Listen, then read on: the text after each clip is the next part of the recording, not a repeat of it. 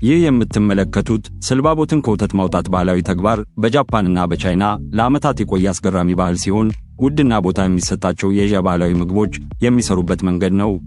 በዋናነት ከአኩሪ አተር የሚዘጋጀው ይህ ስልባቦት በመጀመሪያ አኩሪ አተሩን ወተት እንዲሆን ማድረግን ይጠይቃል። የአኩሪ አተር ወተት በዓለም ላይ ታዋቂ የሆነና ብዙዎች የሚጠቀሙት ሲሆን አተሩን በመፍጨትና በተጣራ ውሃ ጋር በመደባለቅ በተደጋጋሚ በማጣራትና በማፍላት ወተት እንዲሆን ያደርጉታል። እየፈላ የሚገኘው የአኩሪ አተር ወተት ከላይ ስልባቦት ወይንም ክሬም የሚፈጠር ሲሆን የሚፈጠረውን ይህንን የወተት ክሬም በጥንቃቄ በማንሳት እንዲደርቅ ያደርጉታል። የአኩሪ አተሩ ወተት እስኪያልቅ ድረስ በተደጋጋሚ ስልባቦቱን ማውጣት የሚቀጥሉ ሲሆን ክሬሙ በነፋስ መድረቅ ሲጀምር በተለያዩ መንገዶች ለምግብነት ይውላል። ይህ የአኩሪ አተር የወተት ስልባቦት ታሽጎ በውድ ዋጋ በዓለም አቀፍ ደረጃ የሚሸጥ ሲሆን ረጅም ጊዜ መቆየት የሚችልና የማይበላሽ ምግብ አይነትም እንደሆነ ያገኙት መረጃ ያሳያል።